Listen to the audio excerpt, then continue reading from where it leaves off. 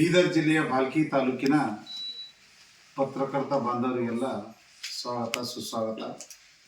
ಇವತ್ತು ನಾವು ಜಗನ್ಮಾತೆ ಅಕ್ಕಮಹಾದೇವಿ ಚಲನಚಿತ್ರದ ಪತ್ರಿಕಾಗೋಷ್ಠಿಯನ್ನು ನಮ್ಮದೇ ಆದ ತಾಲೂಕಿನಲ್ಲಿ ತಮ್ಮೆಲ್ಲರನ್ನು ಆಹ್ವಾನಿಸಿ ಸ್ವಾಗತ ಕೋರುತ್ತಾ ಈ ಚಲನಚಿತ್ರದ ಬಿಡುಗಡೆ ಬಗ್ಗೆ ತಮ್ಮೆಲ್ಲರಿಗೂ ತಿಳಿಸೋಣ ಅಂತ ಇವತ್ತಿನ ಪತ್ರಿಕಾಗೋಷ್ಠಿಯನ್ನು ಕರೆದಿದ್ದೇವೆ.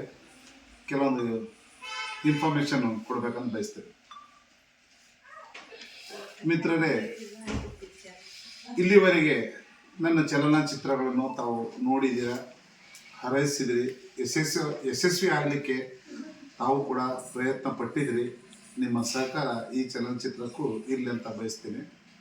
ಜಗನ್ಮಾತೆ ಅಕ್ಕಮಹಾದೇವಿ ಚಲನಚಿತ್ರವು ಇದೇ ತಿಂಗಳ ಅಂದರೆ ಡಿಸೆಂಬರ್ 19ರಂದು ರಾಜ್ಯಾದ್ಯಂತ, ರಾಷ್ಟ್ರಾದ್ಯಂತ ಅಲ್ಲದೆ ರಾಷ್ಟ್ರದಿಂದ ಹೊರ ರಾಷ್ಟ್ರಗಳಲ್ಲೂ ಕೂಡ ಪ್ರಯತ್ನ ಮಾಡ್ತಾ ಇದ್ದೀವಿ. ಬಹುಶಃ ಡಿಸೆಂಬರ್ 19ರೊಳಗೆ ಆಗ್ಬೋದು, ಇಲ್ಲದಿದ್ದರೆ ಆಮೇಲೆ ಅದ್ರ ಆಗ್ಬೋದು. ಆದರೆ ಸದ್ಯದಲ್ಲಿ ಡಿಸೆಂಬರ್ 19ರಂದು ಕರ್ನಾಟಕ ಮತ್ತು ಪಕ್ಕದ ಮಹಾರಾಷ್ಟ್ರದ ಉದ್ಗೀರು, ಲಾತೂರ ಮತ್ತು ಸೋಲಾಪುರದಲ್ಲಿ ನಾವು ಬಿಡುಗಡೆ ಮಾಡುವ ಒಂದು ಯೋಜನೆ ಹಾಕ್ಕೊಂಡಿದ್ದೇವೆ. ಹಾಗೆ ಇನ್ನೊಂದು ಪಕ್ಕದಲ್ಲಿ ತೆಲಂಗಾಣದ ಜೈರಾಬಾದ್, ಸದಾಶಿವಪೇಟ್, ಹೈದರಾಬಾದ್ ನಗರದಲ್ಲಿ ಹೀಗೆ ಕೆಲವೊಂದು ಕಡೆಗೆ ನಾವು ರಿಲೀಸ್ ಮಾಡುವಂಥ ಒಂದು ಪ್ಲ್ಯಾನ್ ಮಾಡ್ತಾ ಇದ್ದೇವೆ. ಕರ್ನಾಟಕದಲ್ಲಿ ಸುಮಾರು 100 ಚಲನಚಿತ್ರ ಮಂದಿರಕ್ಕಿಂತ ಹೆಚ್ಚಿನ ಚಲನಚಿತ್ರ ಮಂದಿರಗಳಲ್ಲಿ ಒಂದು ಬಿಡುಗಡೆ ಮಾಡುವ ಪ್ಲ್ಯಾನ್ ನಡೀತಿದೆ. ಶಾರ್ಟ್ಲಿ ಅಂದರೆ ಒಂದು ವಾರದಲ್ಲಿ ಚಲನಚಿತ್ರಗಳ ರಿಲೀಸ್ ಆಗುವಂಥ ಎಲ್ಲ ಚಿತ್ರಮಂದಿರಗಳ ಹೆಸರು ಕೂಡ ನಾವು ಪತ್ರಿಕಾಗಳಲ್ಲಿ ಜಾಹೀರಾತಾಗಿ ಮತ್ತೆ ತಿಳಿಸ್ತೇವೆ ತಮಗೆ. ಈ ಚಲನಚಿತ್ರ ಆರಂಭವಾಗಿ ಸುಮಾರು 6 ತಿಂಗಳ ಕಾಲ ಶೂಟಿಂಗ್ನಲ್ಲಿ ನಾವು ತೊಡಗಿಸಿಕೊಂಡು, ಅಂದರೆ ಹೋದ ವರ್ಷದ ಮೇ ತಿಂಗಳಲ್ಲಿ ನಾವು ಆರಂಭ ಮಾಡಿದ್ದೇವೆ ಚಲನಚಿತ್ರದ ಶೂಟಿಂಗ್, ಚಿತ್ರೀಕರಣ. ಅದಾದ ನಂತರ ಕೆಲವೊಂದು ಕಾಲಘಟ್ಟಕ್ಕೆ ಅನುಗುಣವಾಗಿ, ಬೇಸಿಗೆ, ಮಳೆಗಾಲ ಮತ್ತು ಚಳಿಗಾಲ ಹೇಗಿರುತ್ತೋ ಆ ಕಾಲಘಟ್ಟಕ್ಕೆ ಅನುಗುಣವಾಗಿ ಬೇರೆ ಬೇರೆ ನಮಗೆ ಕಲರ್ ಬೇಕಾಗುತ್ತೆ. ಬೇರೆ ಬೇರೆ ಲೊಕೇಶನ್ಗಳಲ್ಲಿ ಬೇರೆ ಬೇರೆ ಒಂದು ಆ ಕಾಲಘಟ್ಟಕ್ಕೆ ತಕ್ಕಂತೆ ಕಥೆ ಏನಿರುತ್ತೋ ಆ ಕಥೆಗೆ ತಕ್ಕಂತೆ ಸಾಂದರ್ಭಿಕವಾಗಿ ಲೊಕೇಶನ್ಗಳಲ್ಲಿ ಮತ್ತು ಈ ಕಲರ್ ಡ್ರೈ ಬೇಕಾಗುತ್ತೆ, ಹಸಿರು ಬೇಕಾಗುತ್ತೆ ಆಗಿಬಿಟ್ಟು ನಮಗೆ ಒಂದು 6 ತಿಂಗಳ ಕಾಲ ನಾವು ಕಂಟಿನ್ಯೂಸ್ ಆಗಿ ಸತತವಾಗಿ ಕೆಲವೊಂದು ಸೆಟ್ ಹಾಕಬೇಕಾಗುತ್ತೆ. ಅಂಥದ್ದೆಲ್ಲನೂ ನಾವು 6 ತಿಂಗಳಲ್ಲಿ ನಾವು ಚಲನಚಿತ್ರನ ಶೂಟಿಂಗ್ ಮುಗಿಸಿದ್ವಿ. ತದನಂತರ ಶ್ರೀಶೈಲಂನಲ್ಲಿ ಕೂಡ ಕೆಲವೊಂದು ಕಡೆ ನಾವು ಈ ಚಲನಚಿತ್ರಕ್ಕೆ ಏನೇನು ಬೇಕಾಗುತ್ತೋ ಅಲ್ಲಿ ಕೂಡ ನಾವು ಶೂಟಿಂಗ್ ಮಾಡಿದ್ದೇವೆ. ಹಾಗೆ ಒಂದು ಸಾಂಗು, ಈ ಉತ್ತರ ಕರ್ನಾಟಕ ಅಂದಿದ ತಕ್ಷಣ ಎಲ್ಲರೂ ಒಂದು ಡ್ರೈ ಅಂತ ಕರೀತಾರೆ, ಬೇಸಿಗೆ, ಬಿಸಿಲು, ಅದೇನೂ ಇಲ್ಲ ನನಗೆ. ಆದರೆ ಈ ಚಲನಚಿತ್ರದಲ್ಲಿ ಶ್ರೀಶೈಲಂನಲ್ಲಿ ಏನು ಯಾವ ಥರ ಬೆಟ್ಟ, ಗುಡ್ಡ, ನದಿ, ಕಣಿವೆ ಏನೇನಿದೆಯೋ ಅದೇ ಒಂದು ಮಾದರಿ ನಮ್ಮ ಕರ್ನಾಟಕದ ತುದಿನ ಬೀದರ್ ಅಂತ ಏನು ಹೇಳ್ತೀವೋ, ನಮ್ಮ ಬೀದರಲ್ಲಿ ಸಾಮಾನ್ಯವಾಗಿ ಫೋರ್ಟು ಮತ್ತು ಕೆಲವೊಂದು ಕಡೆ ಮಾತ್ರ ತೆಗಿತಿದ್ರು. ಆದರೆ ಹಸಿರು ಹೇಗಿದೆ, ಮಲೆನಾಡು ಹೇಗಿದೆ, ಮತ್ತು ಈ ಜಲಪಾತಗಳು, ನದಿ, ಕೆರೆ ಇಂಥವೆಲ್ಲ ಹೇಗಿದೆ ಅನ್ನೋದನ್ನ ತುಂಬ ಸುಂದರವಾಗಿ ಚಲನಚಿತ್ರದಲ್ಲಿ ಬಳಸ್ಕೊಂಡಿದ್ದೇವೆ.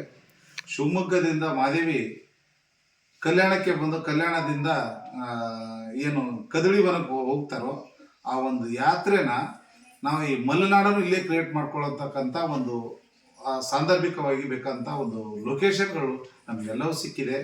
ಹಾಗಾಗಿ ಬೀದರ್ ಎಷ್ಟು ಸಂಪದ್ಭರಿತವಾಗಿ ಮಲೆನಾಡು, ಅರೆ ಮಲೆನಾಡು, ಬಯಲು ಸೀಮೆ ಅವೆಲ್ಲವೂ ಇಲ್ಲಿ ಮಾದೇವಿ ಕಥೆಗೆ ತಕ್ಕಂತೆ ನಮಗೆಲ್ಲ ಸಿಕ್ಕಿದ್ರಿಂದ ಹೆಚ್ಚಿನ ಭಾಗ ನಾವು ಬೀದರ್ನ ಅಳವಡಿಸ್ಕೊಂಡಿದ್ದೇವೆ. ಈ ಚಲನಚಿತ್ರದಲ್ಲಿ ರಚನೆ, ನಿರ್ದೇಶನ ಮತ್ತು ನಿರ್ಮಾಪಕ ಕೌಶಿಕ್ ಮಹಾರಾಜನ್ ನಾಯಕ ನಟನಾಗಿ ನಾನು ನಿರ್ವಹಿಸಿದ್ದೇನೆ.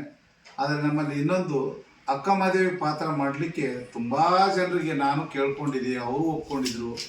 ಆದರೆ ಅದು ಎಲ್ಲವೂ ಕೊನೆಗೊಂಡಿದ್ದು ನಮ್ಮ ಸುಲಕ್ಷ ಮೇಡಮ್ ಅವರು ಮಾಡುವ ಮೂಲಕ. ಅವರು ನಮ್ಮ ಜಿಲ್ಲೆಯವರಾಗಿರೋದ್ರಿಂದ ಅತಿ ಹೆಚ್ಚು ಜನರನ್ನು ಇದರಲ್ಲಿ ಒಂದು ಚಲನಚಿತ್ರದಲ್ಲಿ ಅಭಿನಯಿಸಬೇಕನ್ನೋದನ್ನು ಆಸೆ ಕೂಡ ಆಗಿತ್ತು. ಅವ್ರಿಗೆ ತುಂಬ ತವರು ಜಿಲ್ಲೆಯ ಬಗ್ಗೆ ತುಂಬ ಅಭಿಮಾನ ಆಗಿದೆ. ಈಗಾಗಲೇ ಅವರು ಒಂದು 2 ಸಿನಿಮಾಗಳಲ್ಲಿ ಮಾಡಿದ್ದಾರೆ. ಈ ಚಲನಚಿತ್ರದಲ್ಲಂತೂ ನೋಡಿದರೆ ಸುಮಾರು ಚಲನಚಿತ್ರದಲ್ಲಿ ಅವಾರ್ಡ್ ತಗೊಳ್ಳೋರು ಇರ್ತಾರಲ್ಲ, ತುಂಬಾ ಒಂಥರ ಅವ್ರದ್ದು ಅಭಿನಯನ ಒಂದು ಗುರುತರವಾಗಿ ಕಾಣಿಸ್ಕೊಳ್ತಾರೋ ರಾಜ್ಯ ಮಟ್ಟದಲ್ಲಿ, ರಾಷ್ಟ್ರ ಮಟ್ಟದಲ್ಲಿ, ಆ ಮಟ್ಟದಲ್ಲಿ ಅವರು ತಲುಪಿದ್ದಾರೆ. ತುಂಬ ಚೆನ್ನಾಗಿ ಮಾಡಿದ್ದಾರೆ. ಆದರೆ ಸಾಮಾನ್ಯವಾಗಿ ಇಂಥ ಚಲನಚಿತ್ರಗಳಲ್ಲಿ ಡಬ್ಬಿಂಗ್ ಮಾಡೋದು ಭಾರಿ ಕಷ್ಟ ಆಗುತ್ತೆ. ನಾವು ತುಂಬ ಟೈಮ್ ತೊಗೊಂಡ್ಬಿಟ್ಟು ಅವರು ಪಕ್ಕಾನೇ ಕೆಲವು ಸಲ ನಮ್ಮ ಕಲಾವಿದರಿಗೆ ಏನಾಗುತ್ತೆ, ನಾವು ಎ ಸಿನಲ್ಲಿ ಹೋದರೆ ಗಂಟ್ಲನ್ನ ರೆಸ್ಪಾನ್ಸ್ ಮಾಡಲ್ಲ ಸರಿಯಾಗಿ. ಟೈಮ್ ತೊಗೊಂಡು ಅವರು ಒಂದು ಟೈಮ್ ಕೊಟ್ಟಿದ್ದಾರೆ. ನಮ್ಮ ಅಲ್ಲಿಂದ ಡಬ್ಬಿಂಗ್ ಸೌಂಡ್ ಇಂಜಿನಿಯರ್ ಕೂಡ ಚಂದ್ರಶೇಖರ್ ಅಂತ, ಪ್ರಸಾದ್ ಲ್ಯಾಬ್, ಅತ್ಯಂತ ಒಳ್ಳೆ ಹೇಳಬೇಕಾದ್ರೆ ಬೆಂಗಳೂರಿನಲ್ಲಿ ಒಳ್ಳೆ ಡಬ್ಬಿಂಗ್ ಥಿಯೇಟ್ರದ್ದು. ಸುಮಾರು ಒಂದು 50 ವರ್ಷದಿಂದಲೂ ಇದೆ, ಹಳೆಯದು ಡಬ್ಬಿಂಗು. ಇವಾಗಲೂ ಎಲ್ಲ ಟೆಕ್ನಿಕಲ್ ಹೊಸದಾಗಿ ಇದು ಮಾಡಿದ್ದಾರೆ, ಅಲ್ಲಿ ಮಾಡಿದ್ದಾರೆ. ತುಂಬ ಚೆನ್ನಾಗಿ ಡಬ್ಬಿಂಗ್ ಕೂಡ ಮಾಡಿದ್ದಾರೆ. ನೋಡ್ಬೇಕು, ಒಂದು ದೇವ್ರದ ಇಚ್ಛೆ ಪರಮಾತ್ಮನ ಇಚ್ಛೆ ಹೇಗಾಗುತ್ತೋ ಹಾಗೆ, ಯಾಕಂದರೆ ಆ ಮಟ್ಟಕ್ಕೆ ಮಾಡಿದ್ದಾರೆ. ಅಲ್ಲಿ ಅನೇಕ ಕಲಾವಿದರು ನಮ್ಮ ಬೀದರ್ನವ್ರು ಮಾಡಿದ್ದಾರೆ. ವೈಜನಾಥ್ ಬಿರಾದರಿ ಎಲ್ರಿಗೂ ಗೊತ್ತು. ಆದರೆ ಈ ಚಲನಚಿತ್ರದ ಕೆಲವೊಂದು ಹಾಸ್ಯ ಪ್ರಸಂಗಗಳಲ್ಲಿ ಮಾತ್ರ ಅವ್ರ ಪಾತ್ರ ಇದೆ. ಹಾಗೆ ರಘುಪ್ರಿಯ ಅಂತಿದ್ದಾರೆ, ಜೋಗಿ ನಾಗರಾಜ್ ಜೋಗಿ, ಸ್ಥಳೀಯದ್ದು ಹೇಳ್ಬೇಕಂದ್ರೆ ನಾಗರಾಜ್ ಜೋಗಿ ಅಂತಿದ್ದಾರೆ, ನಮ್ಮ ದೀಪಕ್ ಥಮ್ಕೆ ಅಂತಿದ್ದಾರೆ, ಇನ್ನೂ ತುಂಬ ಜನ ಇದ್ದಾರೆ. ತಂದೆ ಪಾತ್ರ ವೈಜನಾಥ್ ಬಿರಾದರ್ ಅಂತ ಒಬ್ಬರು ಜಾಂತಿ, ಅವರು ನಾಟಕಗಳಲ್ಲಿ ಮೊದಲು ಮಾಡ್ತಿದ್ರು. ಕಲ್ಯಾಣ ಕೂರದಲ್ಲಿ ಕೂಡ ಮಾಡಿದ್ರು, ತಂದೆ ಪಾತ್ರ ಮಾಡಿದ್ದಾರೆ. ಆಮೇಲೆ ರಾಜ್ಯ ಮಟ್ಟದ ಹೇಳ್ಕೊಳ್ಬೇಕಂದ್ರೆ ತುಂಬ ದೊಡ್ಡ ದೊಡ್ಡ ಪಾತ್ರ ಮಾಡಿ ತುಂಬ ಒಳ್ಳೆಯ ಹೆಸರು ಮಾಡ್ತಕ್ಕಂಥ ಸುಚೇಂದ್ರ ಪ್ರಸಾದ್, ಅಲ್ಲಮ್ಮ ಪ್ರಭು ಪಾತ್ರ ಮಾಡಿದ್ದಾರೆ. ನಮ್ಮ ತಬ್ಲಾ ನಾಡಿಯವರು ವಸಂತಕನ ಪಾತ್ರ ಮಾಡಿದ್ದಾರೆ. ಹೇಲನ್ ಅಂತಿದ್ದಾರೆ, ಅವರು ರಂಗಭೂಮಿ ಕಲಾವಿದರು, ಭಾಳ ಫೇಮಸ್. ಅವರು ಅಕಾಡೆಮಿದ ಅಧ್ಯಕ್ಷರೆಲ್ಲ ಆಗಿದ್ದರು. ಇವಾಗಲೂ ರಾಜ್ಯ ರಾಷ್ಟ್ರ ಮಟ್ಟದಲ್ಲಿ ಒಳ್ಳೊಳ್ಳೆಯ ಒಂದು ಪ್ರತಿಭೆನ ಅವ್ರ ಹೆಸರಿದೆ. ಅವರು ತಾಯಿ ಪಾತ್ರ ಮಾಡಿದ್ದಾರೆ.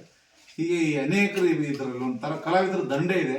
ಎಲ್ಲರೂ ತುಂಬ ಚೆನ್ನಾಗಿ ಅವರು ಟೈಮ್ ಕೊಟ್ಟುಬಿಟ್ಟು ಈ ಚಲನಚಿತ್ರದಲ್ಲಿ ಅಭಿನಯಿಸಿದ್ದಾರೆ. ಇದೇ ತಿಂಗಳು ಡಿಸೆಂಬರ್ 19 ಚಿತ್ರ ಬಿಡುಗಡೆಯಾಗಲಿದೆ. ಅತಿ ಹೆಚ್ಚು ನಾನು ಇಲ್ಲಿವರೆಗೂ ತಯಾರಿಸಿದ ಚಲನಚಿತ್ರಗಳಲ್ಲಿ ಅತಿ ಹೆಚ್ಚು ತೆರೆ ಮತ್ತು ರಾಜ್ಯ ರಾಷ್ಟ್ರ ಮಟ್ಟದಲ್ಲಿ ಹೋಗ್ತಾ ಇರೋದು ಇದು ನನ್ನ ಮೊದಲನೇ ಚಿತ್ರ. ಡಬ್ಬಿಂಗ್ ಆಗಿವೆ ಆಲ್ರೆಡಿ, ಅಂಬೇಡ್ಕರ್ ಮತ್ತೊಂದೇ ಒಂದು ಡಬ್ಬಿಂಗ್ ಆಗಿರ್ಬೋದು. ಆದರೆ ನಾವೇನು ಮೊದಲು ರಿಲೀಸ್ ಮಾಡ್ತೀವಲ್ಲ, ರಿಲೀಸ್ ಆಗೋದ್ರಲ್ಲಿ 100ಕ್ಕಿಂತ ಹೆಚ್ಚಿನ ಥಿಯೇಟರ್ಗಳಲ್ಲಿ ನಾವು ಇದನ್ನು ರಿಲೀಸ್ ಮಾಡ್ತಾ ಇದ್ದೇವೆ. ಹಾಗಾಗಿ ನನಗೂ ತುಂಬ ಖುಷಿ. ಸುಮಾರು ಕಡೆ ನಾವು ಈಗಾಗಲೇ ಕೆಲವೊಂದು ಕಡೆಗೆಲ್ಲ ಒಳ್ಳೊಳ್ಳೆ ವೇದಿಕೆ ಮೇಲೆ ಕೂಡ ಈ ಬಿಡುಗಡೆ, ಟ್ರೈಲರ್ ಬಿಡುಗಡೆ ಇರ್ಬೋದು, ಪೋಸ್ಟರ್ ಬಿಡುಗಡೆ ಇರ್ಬೋದು, ಆಮೇಲೆ ಸಮಾರಂಭಗಳಲ್ಲಿ ಕರೆದಾಗ ನಾವು ಚಲನಚಿತ್ರ ಮಾಡಿದ್ದೀವಿ ಅಂದ್ಬಿಟ್ಟು ಕಲ್ಯಾಣ ಕರ್ನಾಟಕ ಭಾಗದಲ್ಲಿ ತುಂಬ ವೇದಿಕೆಗಳನ್ನು ಕೊಡ್ತಿದ್ದಾರೆ. ತುಂಬ ಸಂತೋಷ. ಎಲ್ಲವೂ ಸದಾ ಋಣಿಯಾಗಿರ್ತೇವೆ. ಈ ಚಲನಚಿತ್ರ ಆದ ನಂತರ ನಾವು ಇನ್ನೂ ಒಂದು ಒಳ್ಳೆ ಮಹಾತ್ಮದ ಶರಣರು ಸಿನಿಮಾನೆ ಮಾಡ್ತಾ ಇದ್ದೀವಿ. ಆದ್ರೆ ತಾವೆಲ್ಲ ಈ ಚಲನಚಿತ್ರವನ್ನು ಯಶಸ್ವಿ ಮಾಡಿದರೆ ಆ ಚಲನಚಿತ್ರಕ್ಕೆ ಮತ್ತೆ ಹೆಚ್ಚಿನ ಬಲ ಬರ್ಬೋದು. 779 ಗಣಗಳಂತ ಏನು ಹೇಳ್ತಾರೋ ಅದರಲ್ಲಿ 83ರಿಂದ 87 ಶರಣರು ಅವ್ರ ಚರಿತ್ರೆ ನಾವು ಈಗಾಗಲೇ ನಾವು ಸಂಗ್ರಹ ಕೂಡ ಮಾಡ್ಕೊಂಡಿದ್ವಿ. ಒಂದೊಂದೇ ಮಾಡ್ಕೊಂಡು ಹೋಗ್ತೀವಿ. ಬದುಕಿದ್ರೆ, ದುಡ್ಡು ಸಿಕ್ಕಿದ್ರೆ ತಾವೆಲ್ಲರೂ ಸೇರಿಕೊಂಡು ಯಶಸ್ವಿ ಮಾಡಿದರೆ ಖಂಡಿತ ಬದುಕಿರೋವರೆಗೂ ಇಂಥ ಒಂದು ದೇವರ ಒಂದು ಪರಮಾತ್ಮನ ಒಂದು ಸೇವೆ ಮಾಡೋದೇ ಒಂದು ಚಲನಚಿತ್ರಗಳ ತಯಾರು ಮಾಡೋ ಮೂಲಕ ಅಂತ ಅಂದ್ಕೊಂಡು ನನ್ನ ಕಾಯಕ ಗುತ್ತಿಗೆದಾರ ಇಂಜಿನಿಯರ್ ಆಗಿರ್ಬೋದು. ಆದರೆ ಬಂದಿದ್ದ ದುಡ್ಡೆಲ್ಲ ನಾನು ಎಲ್ಲೂ ಕೂಡು ಇಟ್ಟಿಲ್ಲ, ಯಾವ ಬ್ಯಾಂಕಲ್ಲೂ ಇಲ್ಲ. ಚಲನಚಿತ್ರ ಮಾಡೋದ್ರ ಮೂಲಕ ಒಂದು ದೇವರ ಒಂದು ಪರಮಾತ್ಮನ ಒಂದು ಸೇವೆ ಅಂದ್ಕೊಂಡ್ಬಿಟ್ಟು ನಾವು ಸತ್ತು ಹೋದ್ರು ನಾವು ಬದುಕಿದ್ರು ಆ ಒಂದು ಹೆಸರು ಉಳಿಲಿ ಅನ್ನೋದ್ರು ಆ ಸೇವೆ ಮುಖಾಂತರ ನಾನೊಂದು ಜೀವನ ಮಾಡ್ತಾ ಇದ್ದೀನಿ. ದಯವಿಟ್ಟು ಪ್ರೋತ್ಸಾಹ ಮಾಡಿ ಈ ಚಲನಚಿತ್ರ ಗೆಲ್ಸಿ ಅಂತ ತಮ್ಮೆಲ್ಲರಿಗೂ ಕಳಕಳಿಯಿಂದ ಮನವಿ ಮಾಡ್ಕೊತೀನಿ. ವಿಷ್ಣುಕಾಂತ್ ಸರ್ ಅವರು ಕೇಳಿದಾಗ ಸಿನಿಮಾ ಈ ಥರ ನಡೀತಾ ಇದೆ ಮೇಡಮ್, ನಾನು ಪ್ಲ್ಯಾನ್ ಮಾಡ್ತಾ ಇದ್ದೀನಿ ಅಕ್ಕ ಮಹಾದೇವಿ ಸಿನಿಮಾಗೆ ಅಂತ ಹೇಳಿದಾಗ ಸರಿ ಸರ್ ಆಯಿತು ಅಂತ. ಯಾಕಂದರೆ ನಮ್ಮೂರವರೇ ಅಲ್ವಾ, ಸೊ ನಮ್ಮೂರಿಗೆ ಫಸ್ಟ್ ಪ್ರಿಯಾರಿಟಿ ಕೊಡಬೇಕು ಅಂತ ನಾನು ಸರಿ ಆಯಿತು ಅಂತ ಒಪ್ಕೊಂಡು 1 ಮಂತ್ ಶೂಟಿಂಗ್ ಹೋಗೋದಕ್ಕಿಂತ ಮುಂಚೆ 1 ತಿಂಗಳು ಅದ್ರ ಪ್ರಾಕ್ಟೀಸ್ ಮಾಡಿ ವಚನಗಳೆಲ್ಲ ಯಾವ ಥರ ಇದೆ, ಸಿನಿಮಾ ಯಾವ ಥರ ಬರಬೇಕು ಅಂತೆಲ್ಲ ಡಿಸ್ಕಷನ್ ಮಾಡಿ ಜರ್ನಿ ಶುರು ಆಗಿದೆ.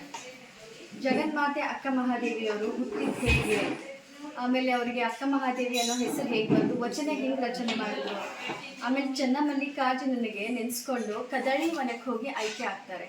ಇಷ್ಟೆಲ್ಲ ಜರ್ನಿನು ತುಂಬ ಸೂಕ್ಷ್ಮವಾಗಿ ಒಂದೊಂದು ವಚನದ ಪ್ರಕಾರ ಒಂದೊಂದು ವಚನಗಳು ಹೇಗೆ ಬರುತ್ತೆ ಅದೇ ರೀತಿ ಇಲ್ಲ. ಲೊಕೇಶನ್ಸ್ ಎಲ್ಲ ಯಾವ ಥರ ಸೆಟ್ ಆಗಿದೆ ಅಂದರೆ ನಾವು ಸೆಟ್ಟು ಹಾಕಿದ್ದೀವಿ, ಆದರೆ ವಾತಾವರಣನೂ ನಮಗೆ ಸಾಥ್ ಕೊಡಬೇಕಲ್ಲ, ಅದೇ ಥರ ನಮ್ಗೆ ವಾತಾವರಣನೂ ಸಾಥ್ ಕೊಟ್ಟಿದೆ ಸರ್. ಆ ಸಿಚುವೇಶನ್ಗೆ ಬಿಸಿಲು ಬೇಕಂದಾಗ ಅದು ತಾನೇ ಕ್ರಿಯೇಟ್ ಆಗಿ ಬಂದಿರೋದು. ಆ ಥರ ತುಂಬ ಶಕ್ತಿಗಳು ಸಿನಿಮಾ ಮಾಡಬೇಕಾದಾಗ ವರ್ಕ್ ಆಗಿದೆ.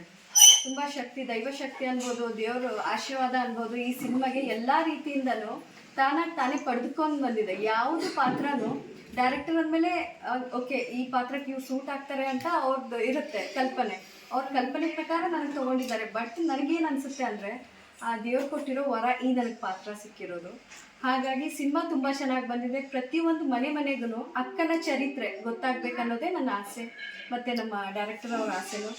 ಗೊತ್ತಾಗಬೇಕು, ಎಲ್ರಿಗೂ ಕತೆ ಗೊತ್ತಿರಬೇಕು. ಸ್ವಲ್ಪ ಜನಕ್ಕೆ ಏನಿರುತ್ತೆ ಅಂದರೆ ಅಕ್ಕ ಮಹಾದೇವಿ ಅಂದ ತಕ್ಷಣ ವಿಗ್ ಇರುತ್ತೆ, ಕೂದಲಿರುತ್ತೆ ಮೈಯೆಲ್ಲ, ಅಷ್ಟೇ ಮಾತ್ರ ಗೊತ್ತಿರೋದು ತುಂಬ ಜನಕ್ಕೆ. ಮಕ್ಕಳಿಗೂ ಒಂದು ಸ್ವಲ್ಪ ಪಾಠ ಇರುತ್ತೆ, ಸ್ವಲ್ಪನೇ. ಆದರೆ ಅಕ್ಕ ಮಹಾದೇವಿ ಹೆಂಗೆ ಬಂದರು, ಅಕ್ಕ ಮಹಾದೇವಿ ಹೆಂಗಾದರು, ಅದಾದಮೇಲೆ ಅವ್ರಿಗೆ ಏನೆಲ್ಲ ಕಷ್ಟಗಳು ಬಂದು, ಏನೆಲ್ಲ ನೋವು ಅನುಭವಿಸಿದ್ರು, ಯಾವ ಥರ ಹೆಣ್ಮಕ್ಳ ಪರವಾಗಿ ನಿಂತ್ಕೊಂಡ್ರು, ಎಲ್ಲನೂ ನಾವು ಸಿನಿಮಾದಲ್ಲಿ ತೋರಿಸಿದ್ದೀವಿ.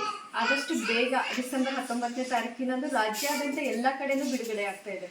ನಮ್ಮ ಕರ್ನಾಟಕದಲ್ಲೇ ಅಲ್ಲ, ಹೊರದೇಶದಲ್ಲೂ ಬಿಡುಗಡೆ ಮಾಡುವ ಎಲ್ಲ ಪ್ರಯತ್ನಗಳು ನಮ್ಮ ಡೈರೆಕ್ಟರ್ ಸರ್ ಅವ್ರು ಮಾಡ್ತಾ ಇದ್ದಾರೆ. ಸೊ ಅದಕ್ಕಾಗಿ ಮಾಧ್ಯಮ ವರ್ಗದ ನನ್ನ ಎಲ್ಲ ಆತ್ಮೀಯರಿಗೆ ಕೇಳ್ಕೊಳ್ಳೋದೇನೆಂದರೆ, ನಿಮ್ಮ ಸಹಕಾರ ನಮ್ಮ ಜೊತೆ ಇದ್ದಾಗಲೇ ಎಲ್ಲ ಕಡೆನೂ ಪ್ರಚಾರ ಆಗುತ್ತೆ.